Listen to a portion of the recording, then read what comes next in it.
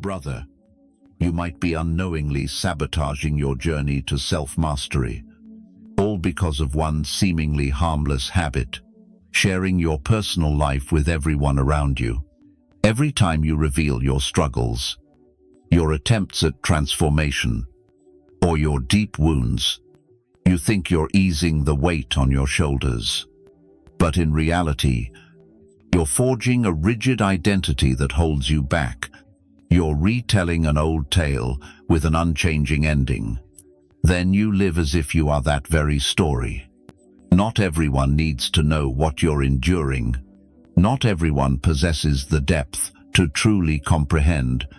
And crucially, not everyone deserves access to the most intimate corners of your life, which you so casually hand over in casual conversations.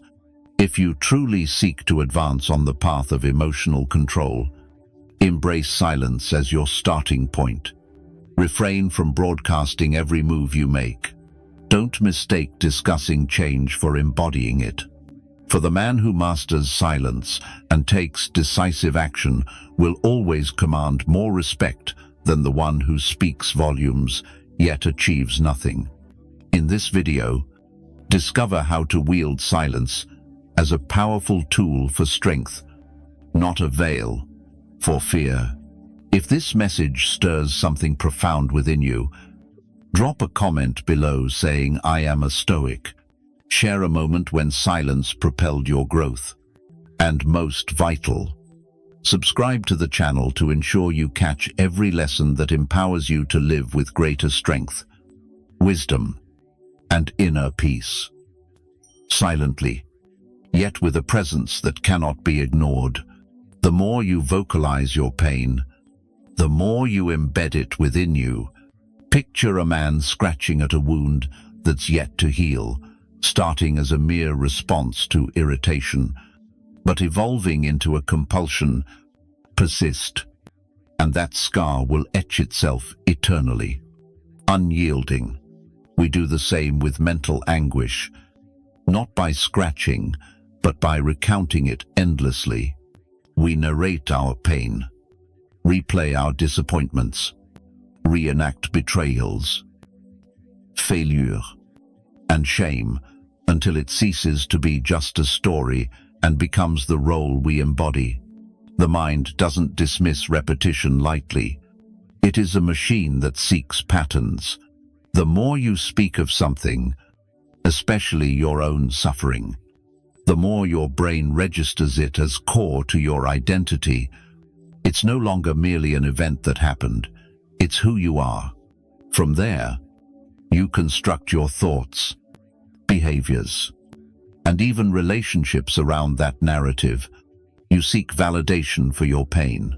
And do you know what happens? You find it. Because once pain becomes your script, the world starts performing alongside you.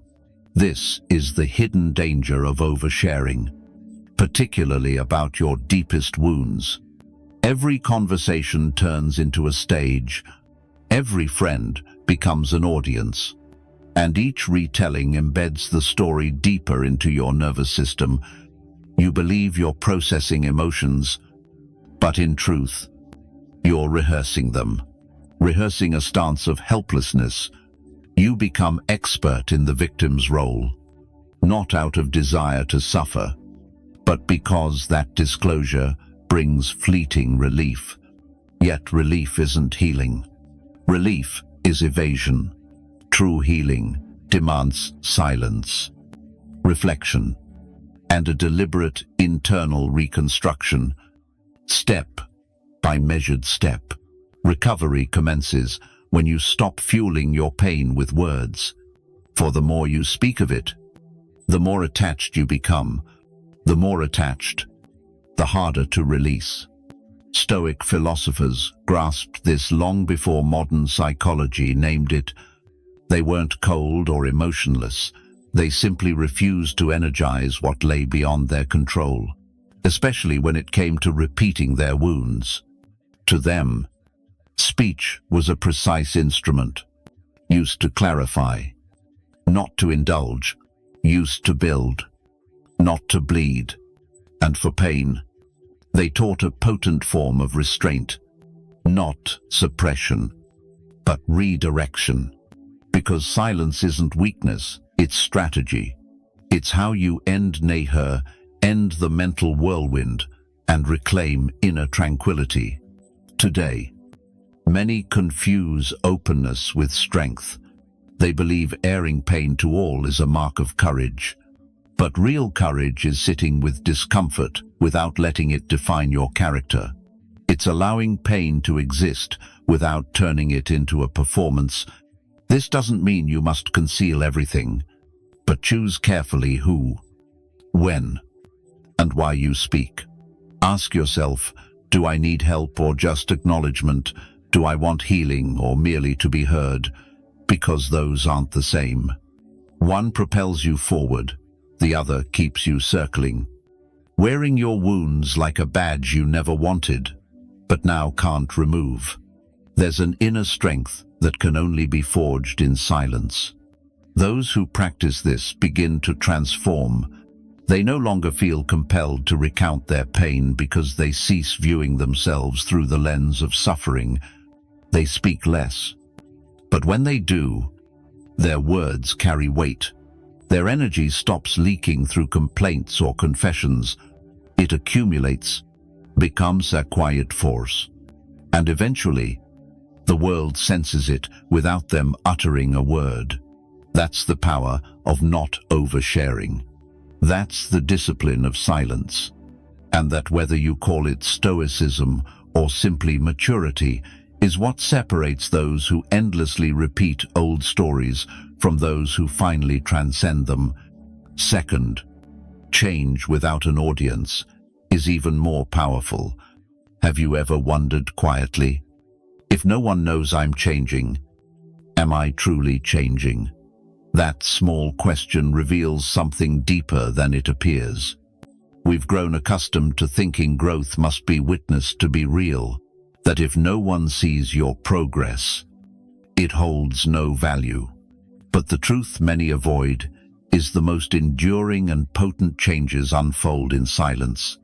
You don't need spectators to become the man you're meant to be. Just persistence, clear direction, and the discipline to maintain your course without fanfare. In today's world, almost everything is on display. People post their first workout, new meditation habit, and updated morning routine.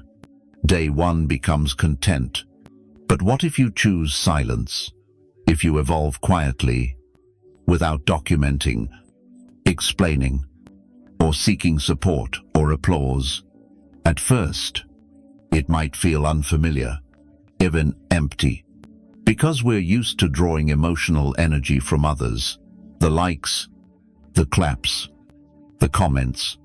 But when no one knows, when it's just you and the work, you start discerning what's genuine.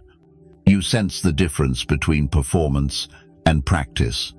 True, profound, and lasting change doesn't require recognition to exist. It needs space.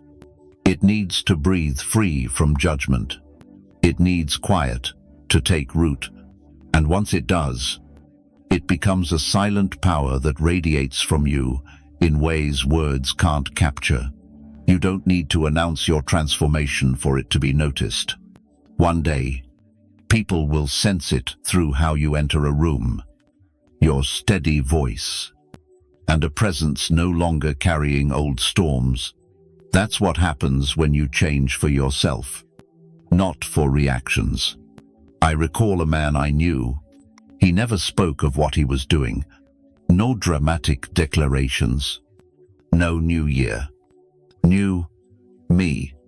But after a few months, I noticed the difference. He paused before responding, listened more than he spoke. His words precise. His eyes exuded steadiness. I learned later he'd been meditating consistently, journaling, cutting digital noise, and rebuilding himself in silence. That metamorphosis needed no stage, just commitment. Now, He navigates life with a grounded energy that's impossible to fake or rush. The Stoics called this inner self-reliance. They believed in the power of internal transformation, the kind that doesn't seek permission or praise. Marcus Aurelius didn't write to impress anyone, he wrote to train his mind and soul. Epictetus didn't share to attract followers, he shared because truth, once lived, must be internalized, not performed. This is the distinction between emotional independence and dependence. When your evolution is silent, it's yours alone. When it craves attention, it's vulnerable. So ask yourself, if I couldn't tell anyone about what I'm doing, would I continue? Would you keep rising early, reading, training your mind, and maintaining peace like a Stoic, even if no one knew? If yes, you've already won. Because the mightiest changes don't shout or seek applause. They grow quietly day by day, becoming part of you, not something to showcase, but something to live fully. Let others post updates. Narrate every small step. You don't need to join in. You're not falling behind. You're just building quiet strength, the hardest to fake and the most real to feel. When change no longer needs to be seen to matter, that's when it becomes permanent. And when your energy isn't wasted on explaining, but channeled into becoming the new you, that's when transformation becomes identity. At that point, no one needs to ask if you've changed, because they'll know without you saying a word. And a performance rarely yields lasting change. In the era of social validation, we're conditioned to share every step. But growth doesn't need a microphone. It needs discipline. It needs silent repetition. It needs inner strength that doesn't demand recognition. If you truly want to become stronger, more serene, in command of your thoughts and reactions, you must master the art of advancing in silence. That silence safeguards your energy. It allows you to focus not on being seen, but on being transformed. Marcus Aurelius didn't pen his meditations to impress others. He wrote to keep himself anchored. He understood evolution isn't something we announce. It's something we live. The Stoics knew that progress shared too soon dilutes. It turns to noise. And noise doesn't create clarity. It obscures it. They believed in private discipline over public display, because when change is real, you don't need to tell everyone. It will reveal itself. Others will notice. But more importantly, you'll feel it. You'll see it in how you respond instead of react, how you detach from outcomes, how you hold peace through emotional discipline. That's not for explaining. That's for embodying. So next time you want to post about your new mindset, announce goals. Tell friends you're taking control. Pause. Ask yourself, do I need to say this or do it? Am I seeking commitment or applause? Because they're not the same. One builds on inner discipline. The other feeds on attention. If it's real, it can wait. If it's authentic, no declaration is needed. There's a dignity in silent transformation, a power in being undisturbed by the need to explain. When you keep your process close and work quietly, it roots deeply. It becomes solid, unshakable without praise. Stoic thinking isn't about hiding. It's about respect. Respecting your path without distraction. Choosing the road of invisible strength. The more you talk about your evolution, the more fragile it becomes. But when you stop discussing what you're building and just build, you create something enduring, unmovable. Not everyone needs to know what's changing in you. But if the change is true, eventually they won't need to be told. They'll sense it. And so will you. Repeating the old story only traps you in it. You've surely met someone like that. The man who shows up at a gathering and never stops retelling the same tale. The old job that never valued him. The relationship that ended unfairly. The time he was misunderstood, overlooked, or betrayed. You've heard that story before. So has everyone else. But he keeps recounting it as if repetition will alter the feelings. But the issue isn't the painful story. The issue is he doesn't realize he's still living in it long after it's over. He's not just recounting the past, he's building his identity on it. And whether he sees it or not, each retelling reinforces it. It becomes the reality he carries forward. The truth is, we all carry an internal script, sometimes quiet, sometimes loud, but always there, whispering lines like, "I always mess things up. People like me can't get ahead." Or, "I'm not a leader." We don't just say these to others. We rehearse them in our minds.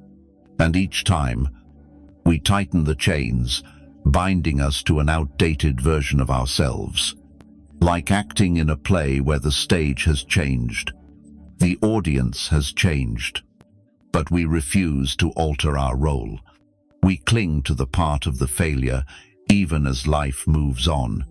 What we repeat becomes belief, and that belief shapes the man we allow ourselves to become. That's why the stories you tell about yourself matter more than you think. They're not harmless, not random. They're blueprints. They determine how you respond, what you expect, and whether you dare to try. If you keep narrating failure, you'll live as one who always fails.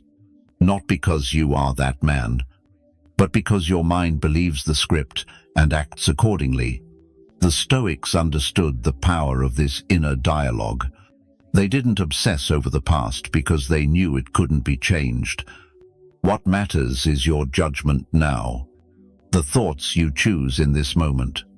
Epictetus said, "It's not things that disturb us, but our judgments about them." If you keep judging yourself by old chapters, you'll never write new ones. Sometimes, to start fresh, all it takes is one thing: stop talking. Stop saying you're unlucky. Stop saying you're always overlooked. Stop telling everyone you're bad at love, money, or leadership. That's not truth. That's a loop. And each time you speak it, you restart it. Imagine holding a pen, and instead of writing a new page, you just reread the first one over and over. Stoic thinking teaches you to pick up the pen and begin anew, not with grand declarations, nor with false positivity, but with a small, steadfast decision to stop recounting the story you no longer want to live. Because the moment you stop telling it, you start creating something new. Not instantly, not dramatically, but gradually and intentionally, word by choice. So next time you want to explain yourself through the past's lens, pause. Ask, is this who I am now, or just who I was? If the latter, let it go. You owe no one that old story. You owe yourself the chance to become the version that doesn't need it. The power of silence isn't evasion. It's choosing not to repeat what's gone. And that's emotional clarity. That's how inner transformation begins. Not with more words, but with fewer. Not by defending the past, but by refusing to relive it. Acquiesce décision. Step by step. If you do this for yourself, no need to announce it. Ask yourself this in silence. If no one ever praised you for changing, would you persist? That question cuts deeper than many realize, for it exposes whether your growth stems from within or is merely a show for validation. In a world obsessed with being seen, Quiet, self-improvement feels alien, but it's in that silence, in unseen progress, that your most powerful transformation ignites. True change needs no stage. It doesn't crave confirmation. It doesn't need broadcasting, likes, or comments.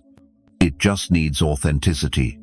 When you shed what no longer serves you, toxic habits, emotional dependencies, or a self-image shaped by the past, and do it not to impress but to find peace, that's lasting change.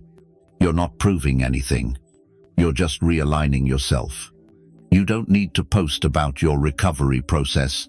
You don't need anyone knowing you started reading philosophy, working out at 6 a.m., or journaling at night.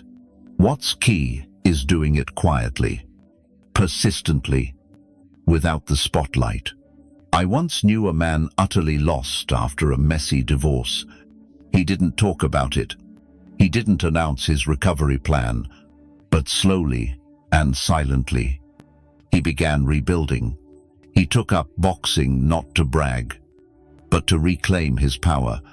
He started cooking not to post pictures, but to ground himself in life.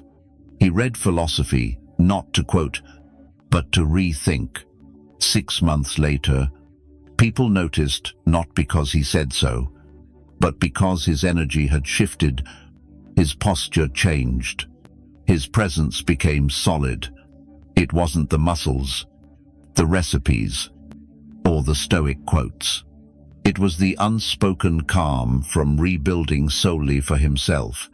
That's the power of self-directed change. It carries a different weight, holding its quiet. When you stop needing applause for your actions, they cease being empty gestures and become true habits. There's something sacred in doing the right thing unseen. It means you're acting from integrity, not ego.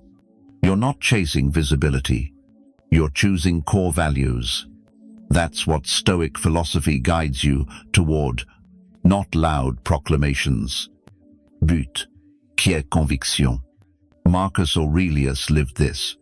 His journals weren't for others to read. He wrote to remind himself, not to impress. He didn't need to convince anyone of his discipline. His life reflected it. That's the deeper lesson. When you do it for yourself, no need to voice it. It will show, not in the way social media teaches through images, captions, or milestones, but through your confident stride, how you handle chaos, how your calm quiets others' noise. Let go of the need to narrate everything. When you change, keep that evolution private until it's strong enough for others to feel without a word from you. That's how you guard your peace. That's how you build maturity and inner silence. If someone notices, fine. If no one knows, even better. Because you didn't do it for them. You did it because something inside you refuses stagnation. That's self-discipline, forging true identity. That's strength no one can grant or revoke. So next time you want to explain, prove, or announce, pause, ask, am I doing this for me, or to be seen, if truly for you? Keep it sacred. Let it grow in silence and trust that real, enduring change doesn't need to shout. It just needs to be lived. Not everyone deserves to know what you hold in your heart. You may have felt it before, that subtle sting when you open up to someone, sharing something profound. But their response makes you feel superfluous. Maybe a shrug, a casual reply like, "You think that's bad. I've been through worse." Or a blank stare that turns your vulnerability into an overreaction. That's the moment teaching you a hard but essential lesson.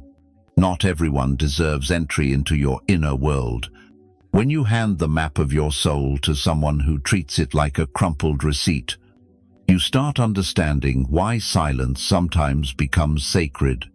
We live in a culture that glorifies openness, where sharing is touted as healing, repeated like gospel. But there's a vast difference between sharing with someone who can hold your truth steady and dumping your heart to those incapable or unwilling to receive without judgment.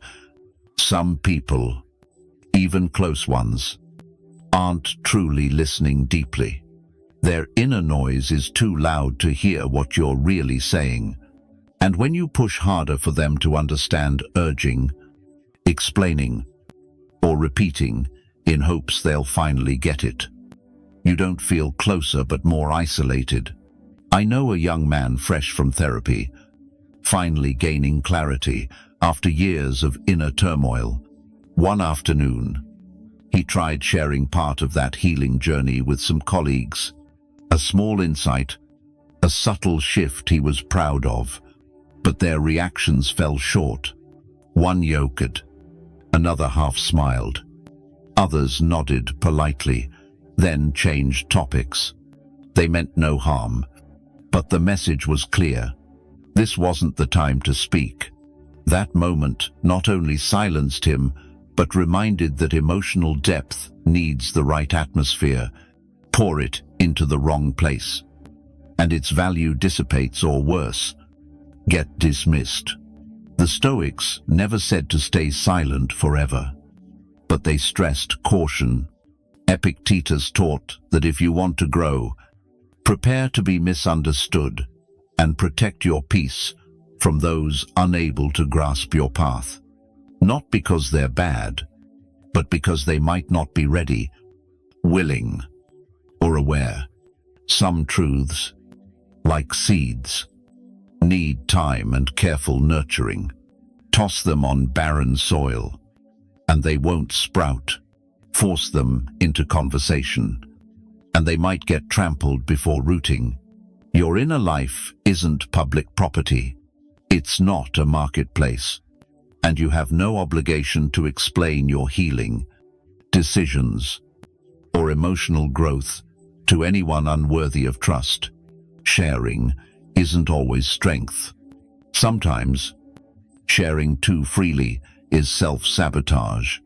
You'll feel exposed, misunderstood, drained, and forgotten. That's why emotional boundaries aren't walls to push others away, but filters. You build them not to isolate, but to protect what's growing. So next time you want to open up, ask, why am I sharing this? Is it because I trust this person, or just because I don't want to carry it alone? If the latter, write it down, sit with it, let it settle in silence first. Because the truth is, not everyone deserves to hold your most fragile parts, and you owe yourself not to give away the sacred just because someone's convenient or familiar. Guard your energy steadfastly. Not everyone needs to know what you're healing. Not everyone can walk with you where you stand, and that's okay. Your strength lies not in how loudly you share, but in the wisdom of choosing when to speak and to whom truly ready to listen. When you stop needing everyone to understand you, you're free to grow uninterrupted. That freedom comes not from exposure, but from discernment. And when you grasp it, you'll stop seeking the right ears and start listening to yourself more. 7. Speak less. Do more. There's a fatigue that doesn't come from hard labor. It comes from hearing others endlessly talk about what they'll do but never follow through. You've heard it too many times. I'll eat healthy from now on. Next week, I'll apply for that job. This time, I'm serious. They say it with conviction, even excitement. But days pass, then weeks, and nothing shifts. Over time, those words lose weight, not from bad intent, but from lack of action behind them. Words without deeds are like smoke without fire. It seems something's happening, but nothing truly changes. No burn, no shift. That's why your silence can be mightier than others' promises. You don't need to broadcast plans to the world to make them real. You don't need to detail your changes or convince others. This time is different. Just act. Rise early and start your morning routine. Build discipline in privacy.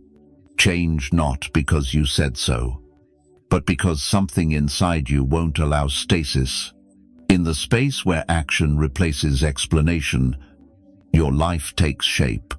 Think of a man you deeply respect, not for his words, but for how he lives.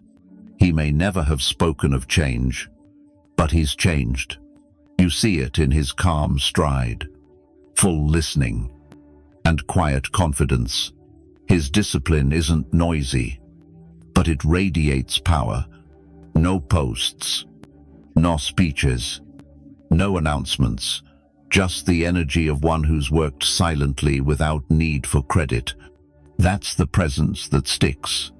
That's the presence that builds true respect. The Stoics were never swayed by flowery speech.